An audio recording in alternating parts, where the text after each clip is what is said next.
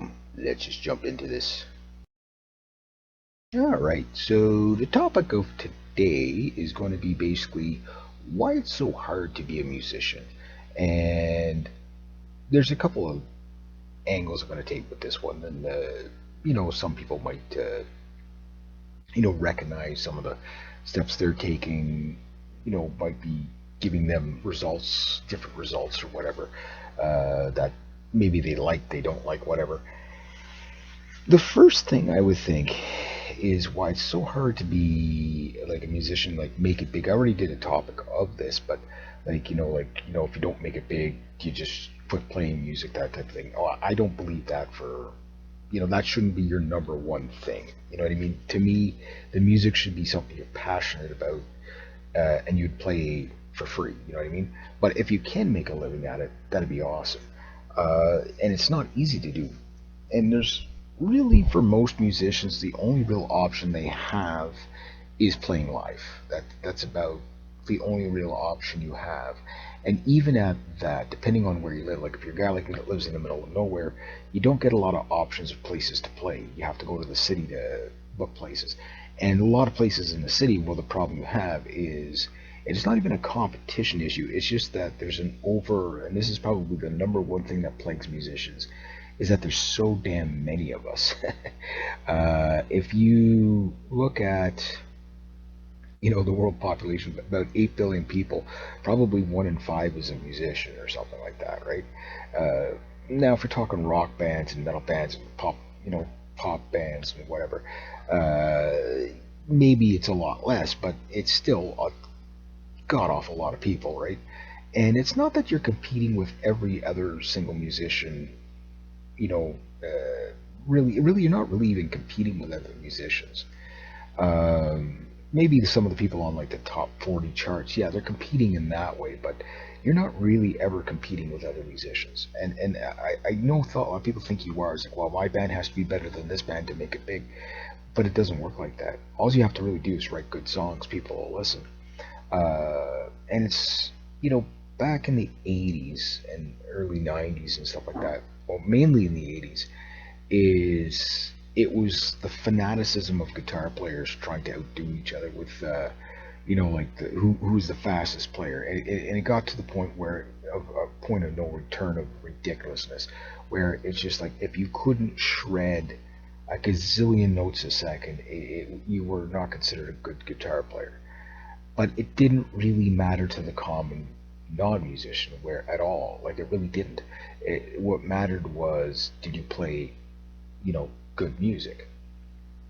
And then of course in the 90s, it killed the fast guitar player, guitar solo, shredder type guys with grunge music, right? Grunge music was the total opposite discipline, where the discipline was to have no discipline.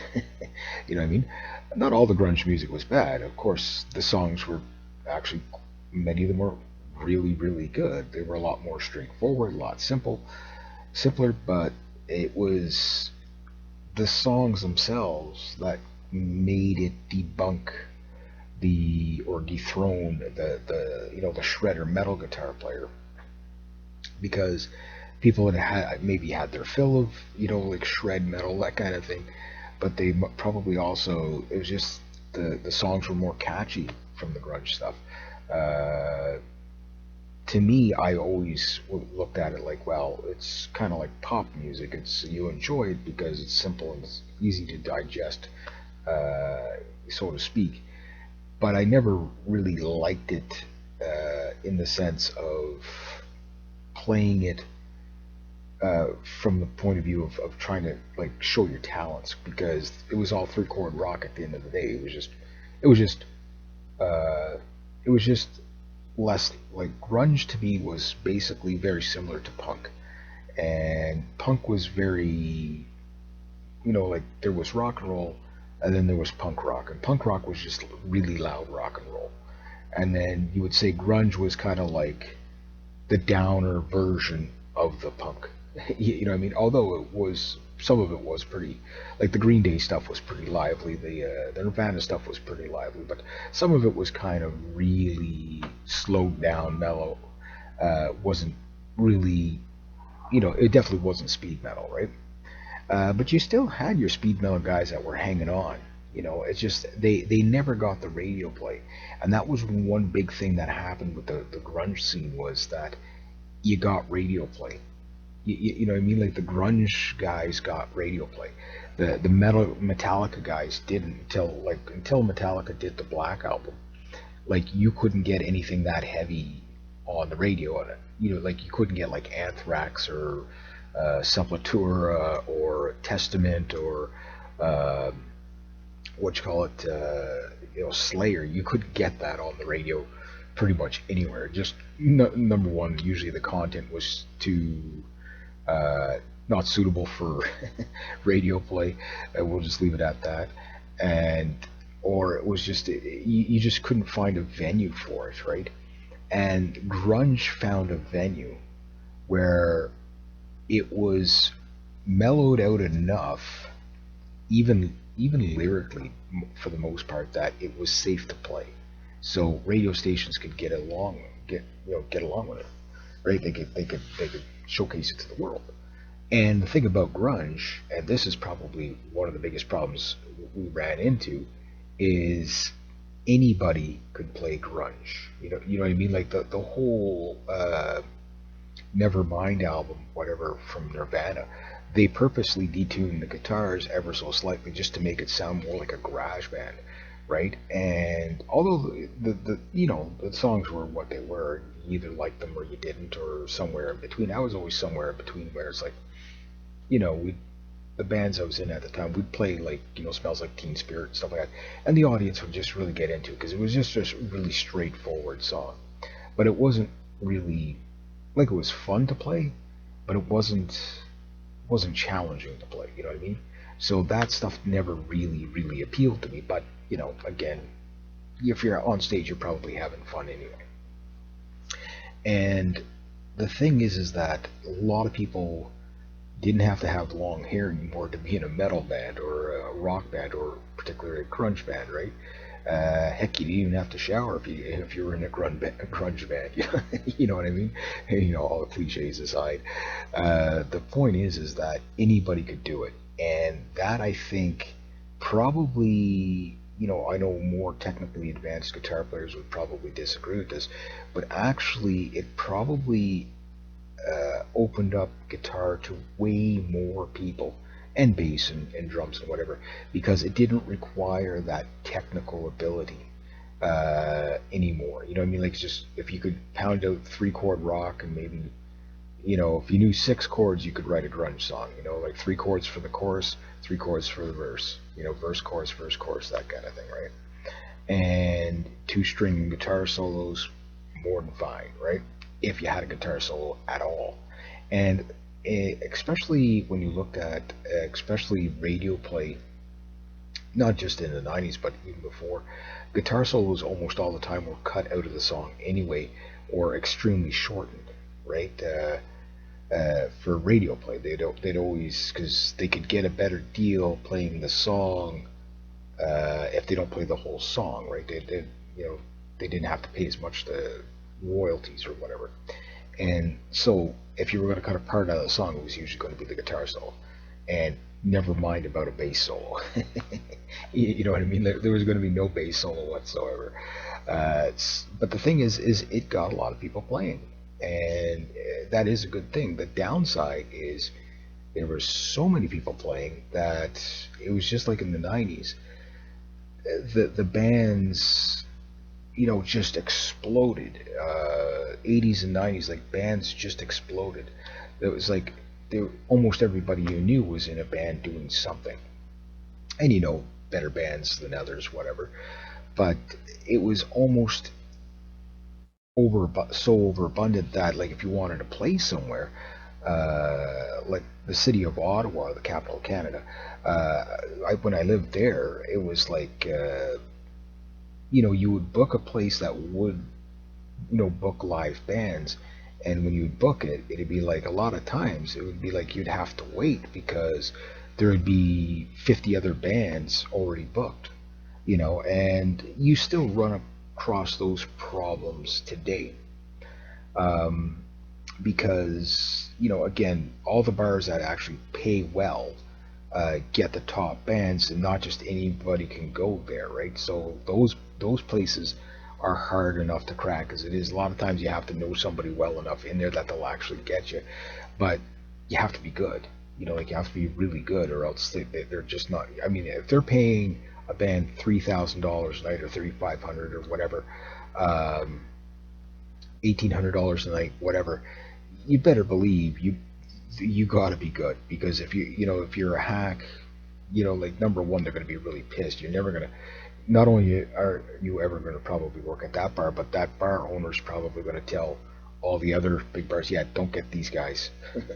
I'll send you a video of them, show you how shitty they were, and you just can't get booked anywhere, right? That said, yeah, but what place plays 1,800 to 3,500 a night? You would be surprised, my friends. This is what I mean. Like, if you play your local watering hole, most of the time they won't even pay. If they do, maybe it's $50 a member or $50 for the entire band. It is what it is, right? And you got to start somewhere. And if you don't have a lot of live experience to begin with, I always say go to the jam nights first. And if you can't quite find a band, if you're in like my situation where you just don't live around very many musicians, the one man band thing works very well, because there's always kind of a, you are your manager, you are the talent, you are the roadie, you are the sound check guy, you're kind of everything. But if you can find a place that has its own PA, a lot of times you really luck out, because it's like you show up with your guitar, they've already got the mic stand there. Maybe you bring your own mic, or you use the house mic, whatever it is, depending on how beat up it is. And you plug into the board, you tweak things so that the audience can hear you, and you play your show. And at the end of the night, maybe you walk away with $50, maybe you walk away with 175. I usually averaged about 300, so not so bad. But you might only get this gig once, twice a year. Okay, at that place. But then the next place might be, okay, we pay you 125 for the night, the very first time you play here, and after that we negotiate. Because you might be making that place, if it's a small bar, you might be making them 375 for the night. So they got to pay the waitress, and they got to pay somebody else, or the bartender, the waitress, whatever, and then they got to pay you. So they're not really making that much money, right? And that's like on the extreme small side. But then you play another place where you're making them probably about $600-700 an hour. Okay, at that point, you could kind of do your assessment, say, okay, yeah, you're going to pay me $125 when I know you're making $600 an hour. How about we go to 275, 300, something like that. And if you go too high, they'll just tell you to go fuck yourself. You know what I mean? Because you can't be a rock star about it. But you say, look, you got to kill them with kindness a bit here, and negotiate, right? The big one is always check out the reputation of the place you're going to play. Do they pay the musicians? Because there are places that, oh yeah, we'll get you. We're going to write you a check, and then the check bounces, right? Personally, I think if most bars, unless it's a really reputable bar, cash. I want to see cash in hand when I leave. You know what I mean? And a lot of times you can do that.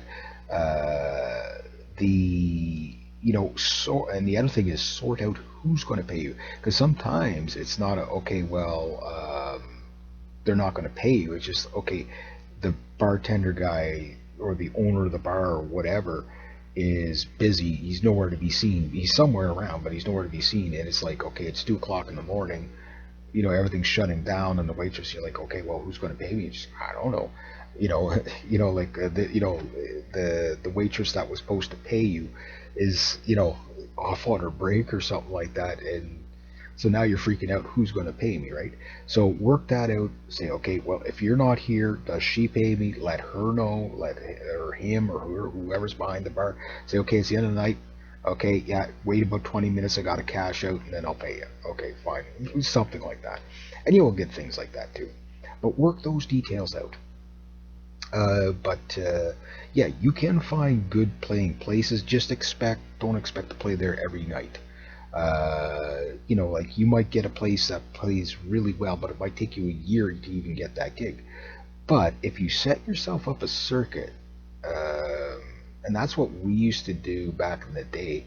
When I was in my last band, it was we would kind of set up like a circuit. Okay, well, like book 4 nights in a week uh, for this, take a couple of nights off, and then 2 weeks later, and we'd book like a couple of months ahead, right? Usually just through the summer season, but we would gig through the winter and everything. Like it'd be like middle of January. I don't know why we would play in January in Canadian winter, but it was so hard on the instruments.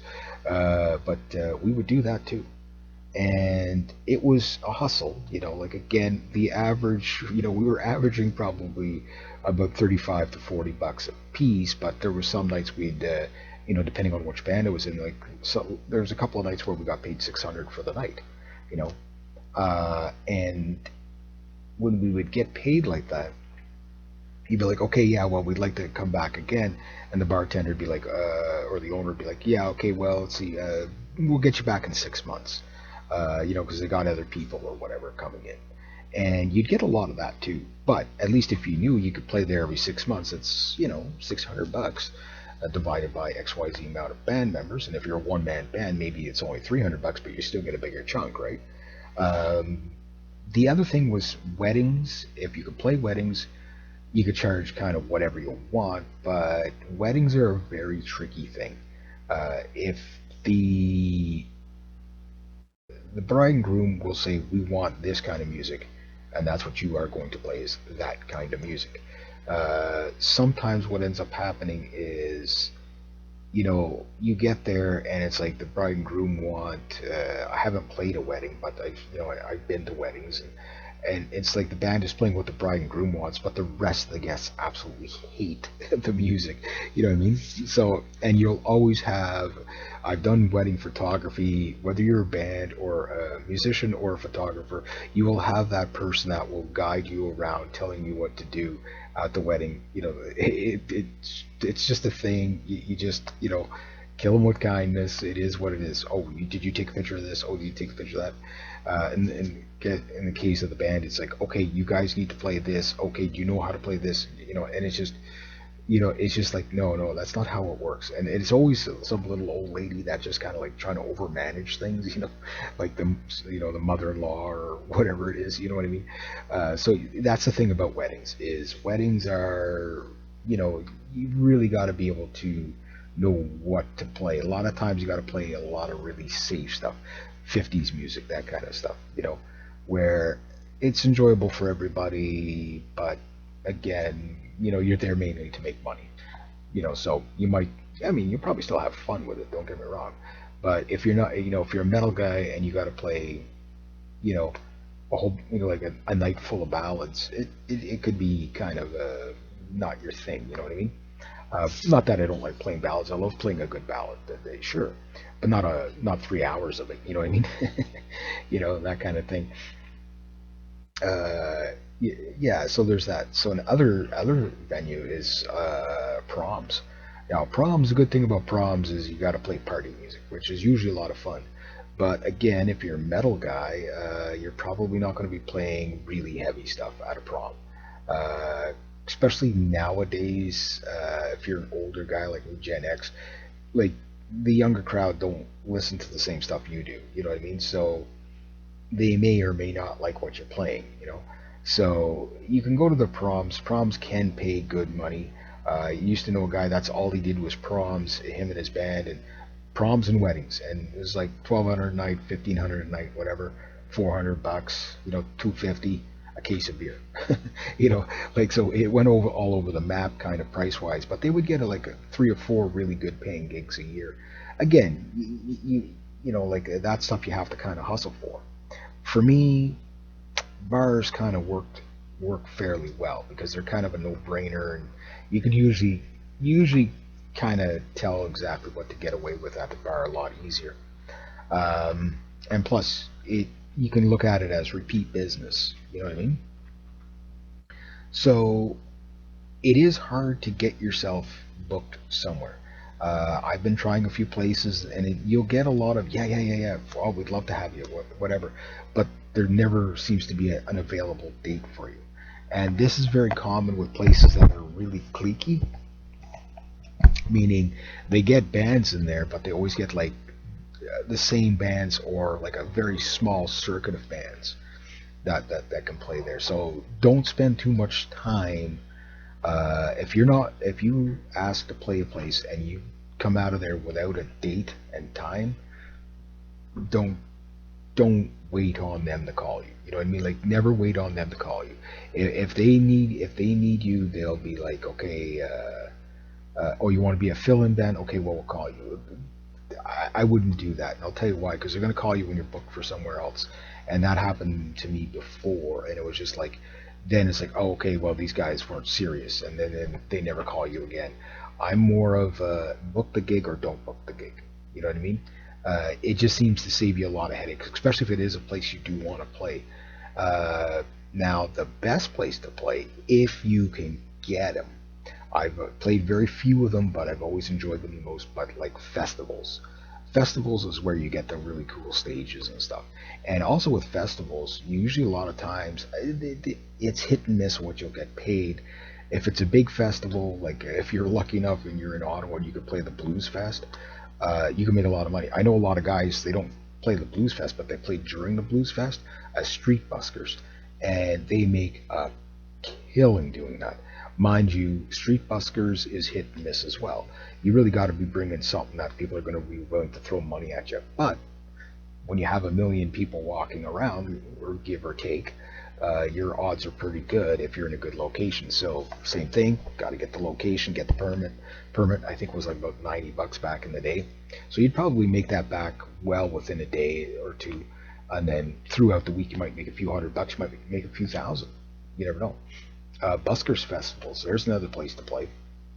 Um, Although busker stuff is more like busker festivals are more like Cirque du Soleil type stuff. Jugglers and magicians and stuff like that. But you could still play music while you're there. And again, somebody might just, like some people are just very charitable. They'll have $10 in coins. They'll just, walk by this guy, give him a coin, walk by that guy, give him a coin, walk by that guy, give him a coin. So, like it's just another thing to look at. There's a lot of venues that you can go down here. Now, the other thing is, like I say, festivals, but opening acts. Sometimes you get lucky. Like I got lucky. We got lucky one time. We got to open for April Wine, which not the biggest band in the world, but back in the '80s they were pretty popular. They were on the radio and everything like that. And whatever, we opened. I think we opened for them twice, to be honest with you. Yeah, we did. It was twice that we opened for them. And fairgrounds, festivals, and opening acts. Now, the opening acts, what they do is they open. You might not make a lot of money there, but sometimes what happens is a bigger band will, say, okay, yeah, yeah, these guys, yeah, they open for us, yeah, yeah, okay, you guys want to book a show here too, yeah, yeah, and then you get to play a better venue, right? But hunt around, like because if you've got no name and reputation and big fan base following you and stuff like that, it is a lot harder. So you have to find a way to get your sound out there. One of the things everybody does, maybe not everybody, but a good idea, is record yourself, you and your band or yourself or whatever, playing, or maybe if it's a live show you did or whatever, but a really good performance of yourself. Don't care what it is, so that you can use that as, here, I'd like to play your venue. Well, you got anything you can send us? Yeah, here, I'll email you this, and here's like 3 songs of your best songs, and covers, whatever they might be, originals, covers, whatever. A lot of times, most places don't want you to play originals. I never understood that, but I kind of do and I kind of don't. Because what they're worried about is that you'll play an original, it might be good, whatever, but you might play an original like a death metal song or something like that, screaming. You're going to scare their clientele away, right? So if you empty a bar, if you play so bad you empty a bar, I can guarantee you're never going to play that place again. So you got to pick your venues too. Um, so rock metal is always, like classic metal, rock, any sort of top 40 songs, you can pretty much get away just about anywhere, and whatever. But like really heavy stuff, all that's usually kind of like specialty places that you go to play. So that's just one of the things that it is hard to do as a musician. And again, you do have competition for the slot, so to speak, rather than rather than competition for the actual how good are you versus these guys. Because even if it's the best band in the world, they're not available every night. You know what I mean? They might be available over here, they might be available over there, but they can't play 10 places in one night. You know what I mean? Which gives another option. Now, this is a weird one, but if you cannot find a venue, if you have the equipment to pull this off, you create your own venue. Maybe you host uh, something. You find like a maybe a small community, hall or something like that, and you either book it or see if, hey, look, I'm going to do a charity gig. Say 90% of the proceeds go to whatever, and 10% goes to me. Maybe you can work something out like that. Maybe you have to pay, and you book the hall and you sell tickets or whatever you do. You can do those things too. In fact, Kiss, that's what they used to do. They'd never played a bar. Whether you like Kiss or you don't like Kiss is not the issue here. But they never played a bar, not one. What they did was they booked, they did all their makeup thing and all all the theatrics, and they booked basically halls and stuff like that. Before you know, they're booking stadiums, right? And then before you know that, they make it big. So they went a completely different route, which was a quite clever route when you think about it. So again, if you can't get anybody to book you, maybe you find like a park or something where you can, set up, and you might have to get permits, or you might have to do this, you might have to do that. But these are options. So I was listening to an older guy the other night saying that you don't have to be good to make it as a musician, and he was correct. I didn't listen to everything he said, but he was basically the gist of it was it's not based on talent all the time, and it's not even based on the imagery too. Although a lot of the anything you see on TV, or big pop stars and rock stars or whatever, yeah, they have to have the image because that's what sells for them. But you just have to be entertaining, really. Like the song almost doesn't matter. If you play well, people will listen. If you don't play well, people will not listen. And uh, you can always play whatever you want. I've discovered that over the years, where like you don't always have to stick with the tried and true songs. You know what I mean? Like you go to a lot of places, and you'll hear, like, particularly like with the one man band stuff, acoustic guitar and somebody singing, right? And you go to a place, and it's like, okay, this is the band one night, and the guy plays a list of like Irish tunes and maybe some just 60s tunes and whatever, but songs that everybody knows and sings along with, Sweet Caroline, that kind of stuff, Take It Easy by the Eagles, stuff like that, right? And then you're like, okay, they played it really well, but then the next band that goes there, well, the guy's playing it safe, doing the same thing, and it's the same set list. They're all playing the same songs because they know they can get away with it, right? And that's fine and dandy, and people will enjoy it. But the next time he plays, it's like, oh, well, I've already seen that guy, and there wasn't really much that he was doing, whatever. And the second time, so the first time you get a good audience, the second time your audience kind of disappears because it's just like, oh yeah, well, we've seen that guy. He plays the same songs every time. But if you go there, okay, and this is typically what happens to me when I play live. I play songs nobody's ever heard before. Well, no, not nobody, but like I know the majority of my audience has never heard before. And I'll go up and I'll play like a metal song acoustically, right? And the audience will sit there almost quiet. And in fact, the quieter they are, sometimes the better it is, because it means they're paying more attention, right? And I'll play a song, and then when I'm done, I get a big cheer and everything like that. But I don't get a sing along, I don't whatever, because people don't know the song. But then they get invested into paying attention to what you're playing because you're playing something unique and different, and you're adding your own theatrical spin on it. You're being entertaining about it. So now they're engaged rather than, okay, I know the song, and they're not even paying attention, but they're singing along with the crowd, which is fun too. Like you do a bunch of songs like that too. But you play, like, let's say Sweet Caroline. People are not even going to pay attention. They're just going to be in the audience, singing along, which is great, right? Because you know they're having fun, they're engaged that way, but they're not really engaged with you. They're engaged with the song because they know the song. Where they never heard the song, but you're playing it really well. A song, you know, they I did a song from a band called, give you an example, from a band called Evoluti, and it was called Call the Mountains. I think it's an awesome, awesome song, still is. And I played it live, and nobody knew it, but I get it like a little lead up story to it and stuff like that. And then I sing the song, and of course at the end of it people clap and whatever. Nobody sang along or because nobody heard it before. But then after it's like people like, that was an interesting song, a really catchy freaking chorus on that one. It's like, yeah, I know. You know what I mean? So you don't know who's listening, whatever, but you can tell when they're enjoying it, right? So I do other ones where like songs that again they're a little bit longer, a little more theatrical, but it engages the people, and when you do, like for example, when I play my mandolin, okay, I'll go up and play my mandolin and stuff like that. A lot of people, you don't hear about it that night, but a couple of weeks later, you go back to the place and it's, oh, that mandolin thing you did 2 weeks ago, it's still in my head. That was so awesome. You know what I mean? And they remember you because you were different.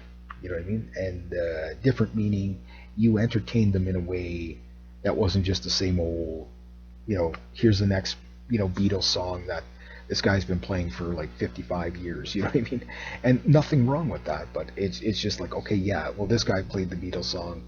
The next guy that came along, then the next band, he played the same Beatles song, or maybe different. Like it's all safe stuff, right? And the safe stuff is good, and sometimes you can use that as a default when you're like, say, the scariest places to play, believe it or not, is country bars, because the tolerance level of some audience, and you'll get this once in a while. This is just kind of the comes with the territory of playing live, is you'll get some drunkard yelling at you, play the good music, you know what I mean, that kind of stuff, not this shit, whatever.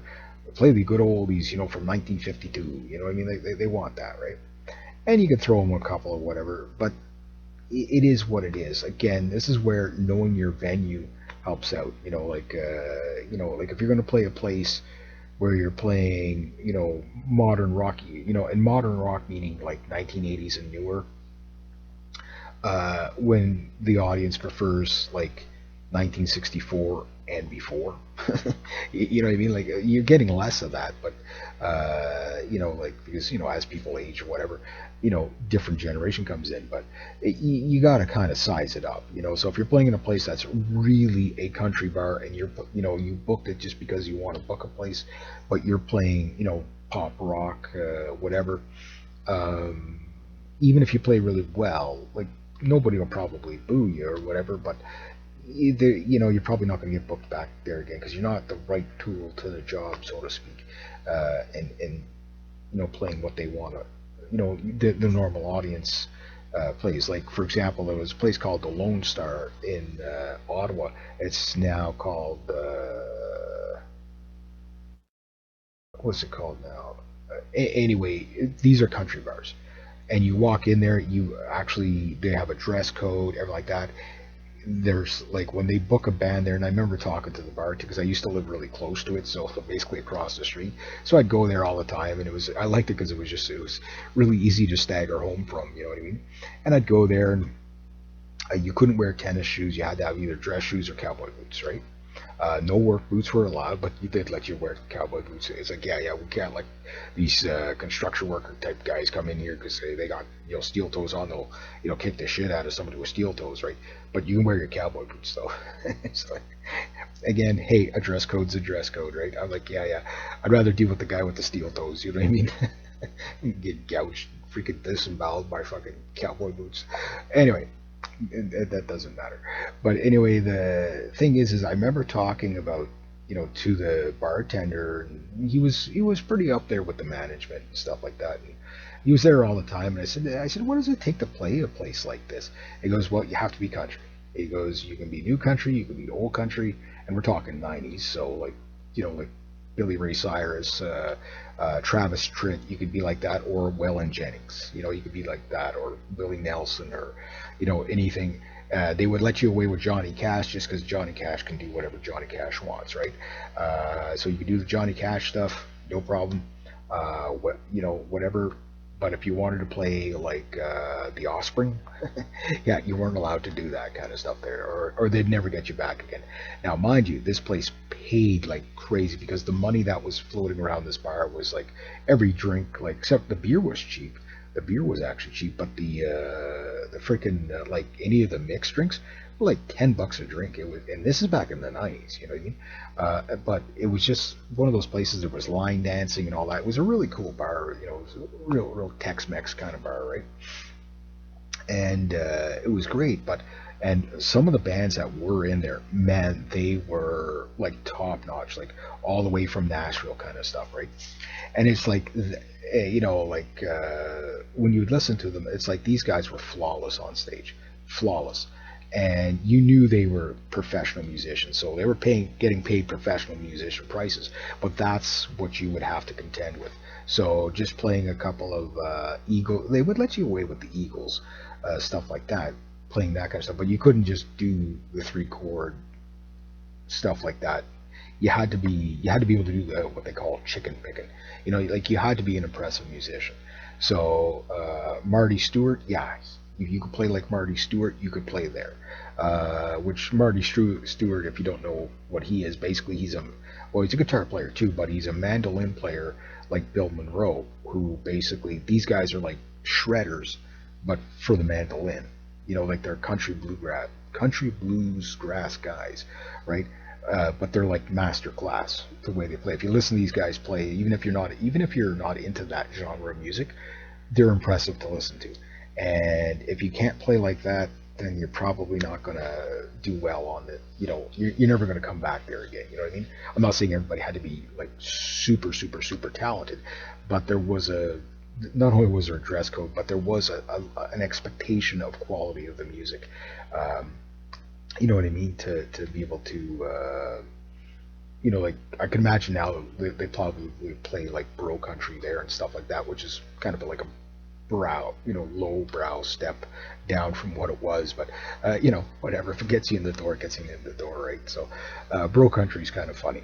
But I've played all kinds of genres, and stuff like that. And yeah, the country bars are the hardest because they're usually the strictest. Like they want country, they don't want rock, they don't want classic rock, they want country, right? And that's usually just is what it is. What about metal places? Well, metal places are funny because uh, the rock metal bars, like you can go in there and play Anthrax and then play a Johnny Cash song right after. You know what I mean? Like it is kind of cool to be able to get away with that. And then other places are somewhere in between that, where you can't go as heavy as Anthrax of the '90s, or like like I say, like Sepultura or Slayer. You can't go that heavy, but you can get somewhere between Johnny Cash and like the Offspring or something like that. You know what I mean? Using them as an example. Uh, but you see, I want to take it to a different level with, like, because I'm still working on setting up my recording studio or modernizing it. Drums being the biggest pain in the ass, figuring out what I'm going to do there, if I'm going to go digital and what programs do I get, and or do I just go with,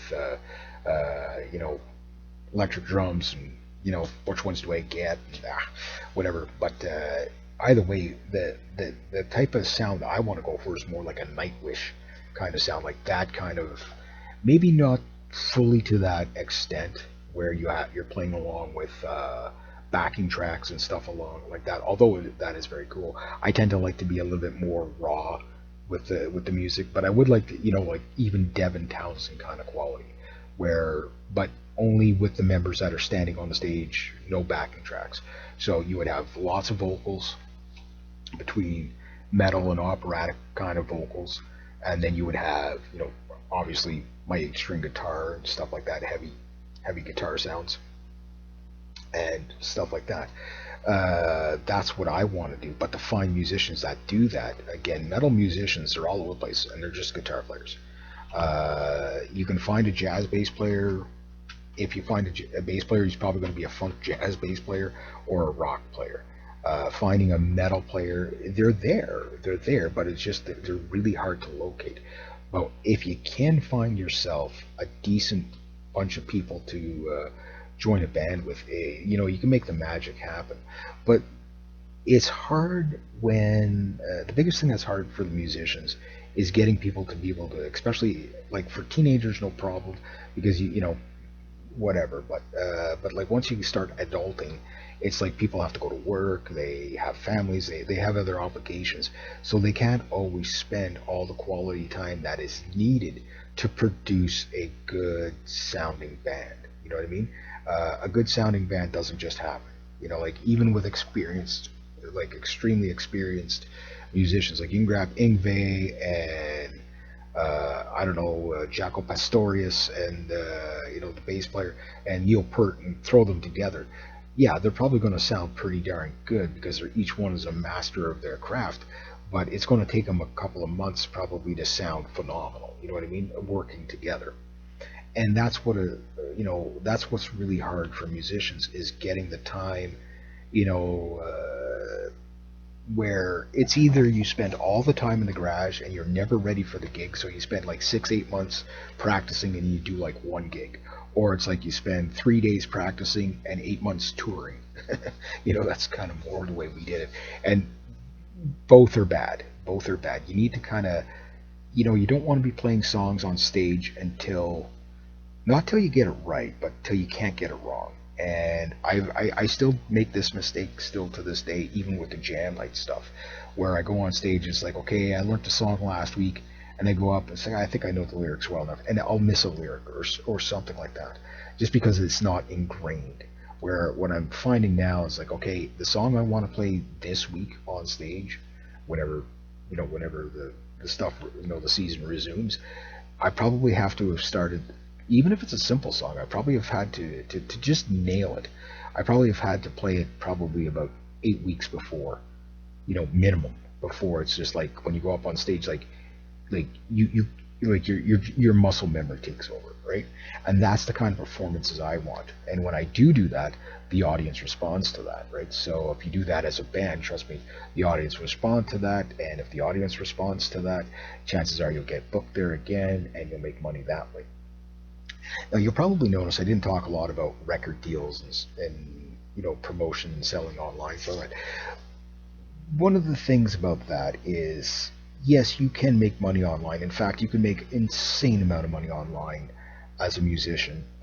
There are musicians doing this. There are channels on YouTube that's what those people do for a living, whether they're selling gear, whether they're demoing gear, whether they're just playing you their best song, whether it's their band site, whatever it is. There is a way to do that, but it's still the same thing. It's not easy because not just the competition, but it's just like how do you promote it? How do you, there's a learning curve there, so you have to be able to do that too. Nice thing about the online stuff is that you can do it from the comfort of your home, most of the time, or you can do as many takes as you want on a song till you just nail it, right? And that's a good way for the acoustic people, like when you're like me and you got nobody to jam with, whatever, you do that. You just, work on a song yourself. And you can do that. But a lot of guys, okay, they either just play the guitar or they play the bass or they play the drums, but they don't sing. And if you have drums, playing drums and singing doesn't unless there's a band there, it doesn't really work, right? But what drummers typically do is they do play-alongs, and that works to a degree, but those guys really need to be playing live.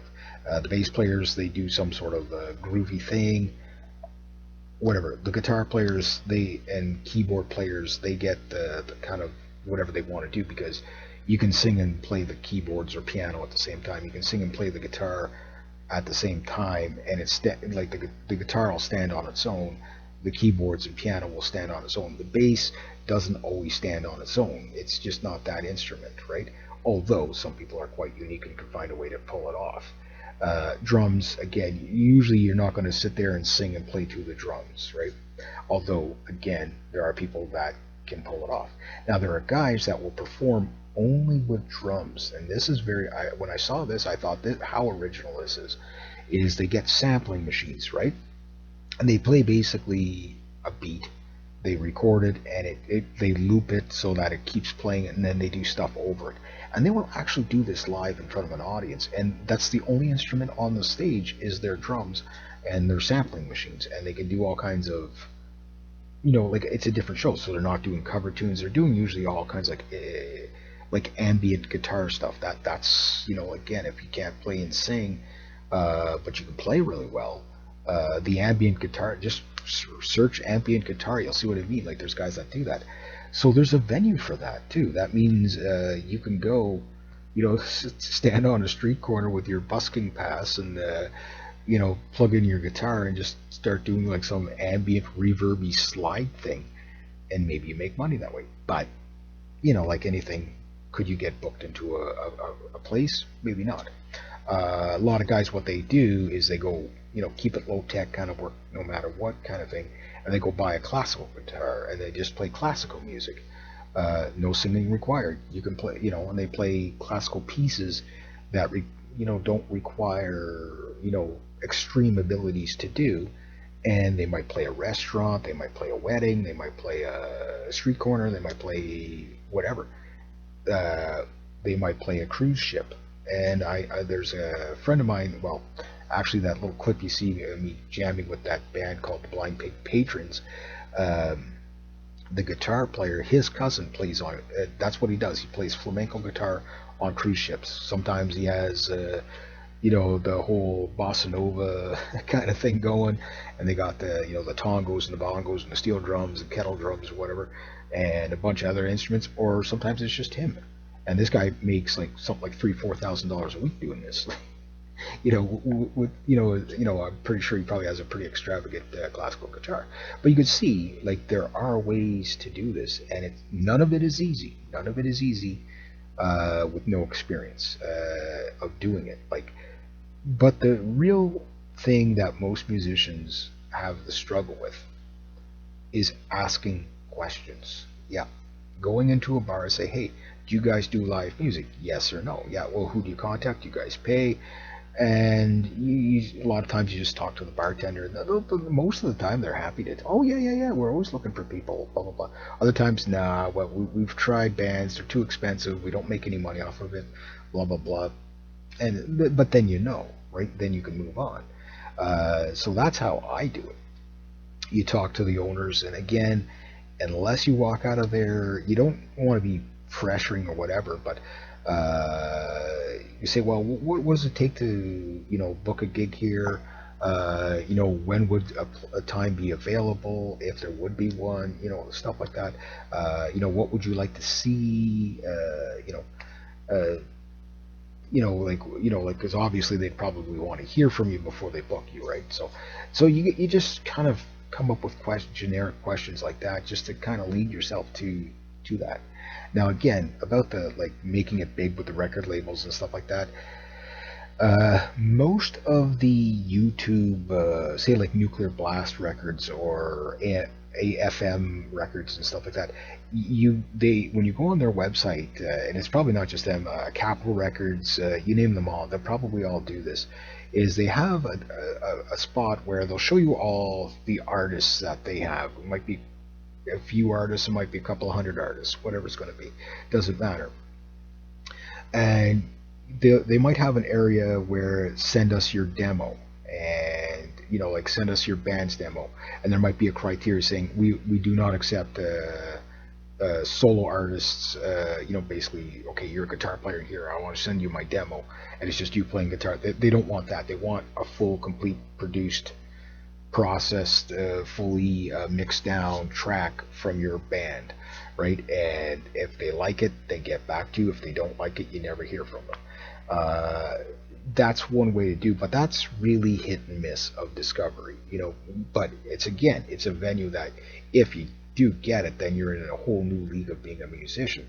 At that point, you may have to drop what you're doing and commit to being a musician full time, right? We were talking about getting a record label, but a record label doesn't mean instant success either. Like sometimes a label might be, okay, yeah, we'll give you a little extra promotion on our website and maybe sell some of your T-shirts. After that, you're on your own. Another deal might be, oh wow, these guys are really good. We have potential here. Here, we're going to make a deal with you. We're going to give you a $15,000 bonus. Go spend it on some equipment. Bring us back the receipts, whatever. We'll talk about your tour. That happens to very, very few people. When you look at the amount of musicians that are popular, it's really a handful. Like when you think about it, there's really not that many. And the downside to that is obvious. Like it tells you that it's really difficult to get a record deal. Most of the record deals are done by image, in my opinion. Like they're not going to get somebody who's like, if you look at all the musicians that are like from Hollywood or wherever, they all have a certain image. You know what I mean? There's you could just see it. Like there's a whole manufactured. I'm not saying these people are fake or whatever, but there's a whole thing that they're selling. From a certain type of image, like you see with the cowboy, stuff theme in the country music, whatever, or the redneck theme in the country music, the rap and hip hop. You see there's the gangster thing, whatever it is, and then you've got like these eccentric, we'll just call them eccentric musician themes that you see. The metal, it's all people, black metal, and then you got your regular speed metal or whatever. This is one thing, going back to the grunge music. The one great thing about the grunge music is there was almost no image to it, where jeans and t-shirts or shorts and t-shirt was fine. You know what I mean? But we're starting to see that go away. Well, we're not starting. It is gone away now. Like again, the rock star has to be extravagant. So again, your image. I know it's a very shallow thing, very shallow topic, but it does hold a lot of people back. You know what I mean? From, oh yeah, he's an amazing player, but he doesn't have the look, whatever that means. But that is a thing. So I'm not saying don't try for it, but keep your expectations realistic when it comes to like record labels and stuff like that, because I got to play on TV once, or try out to play on TV once, and it was really funny because it was the band I was with. I don't even remember what we were called at the time, but we played an original song that the drummer wrote, and I just wrote the guitar line to it, whatever. And we had a bass player, so we went up as a trio, and it was a talent show, and it said all ages welcome, musicians, jugglers, magicians, whatever. And pretty much everybody was allowed for this thing. Then we get there, and it's like, okay, you guys are up next, but like just before us were like these little, like little 7-year-old girls dancing around in butterfly little butterfly uniforms, to some like little cute little kids song or whatever, and then here comes this metal band right after. And we played well, like we played very well and everything like that, but it was just like, yeah, we were really in the wrong venue. But it was kind of like a Spinal Tap moment, you know what I mean? Like it was a real, where's the stage kind of moment. And I'll never forget it, but it was funny. So I think it was City TV or CTV, whatever. They had this talent show, and it was like, I did eventually watch it, and when they said it was going to air, and it was like a couple of weeks later or whatever, and I saw the little girls and the butterflies. Okay, we should be up next. Well, we weren't up next, so and it was a one take wonder. You know what I mean? So it was just like, whatever. But there was, after that, there was like a juggler and stuff like that. So there was like no metal bands, and I think there was about 3 or 4 of us that were tried out. But I mean, like it was an experience anyway. So it was pretty funny. But yeah, so there's things like that will happen too. So anyway, I guess that's about. I know there's so much more to cover here, but I think that's a good place to start for things to think about.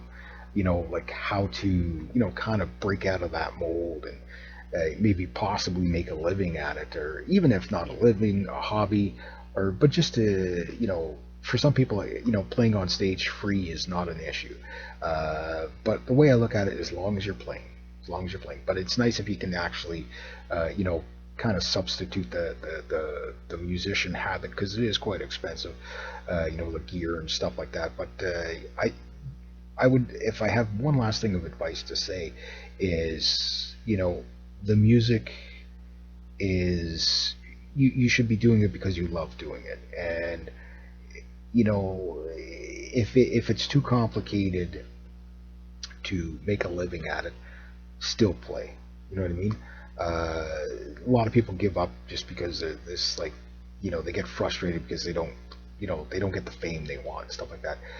But the way I look at it, it's like, is it really always about the fame? I don't know. I say just work on writing really good songs and just enjoy that. So anyway, I'll leave it out about that. So if you like the kind of content, there is links down below if you'd like to help support the channel. Appreciate it to everybody who does. Next to that, rate, subscribe, share, comment, like, be true to yourself, be true to others, always do the right thing. Have yourselves a great day.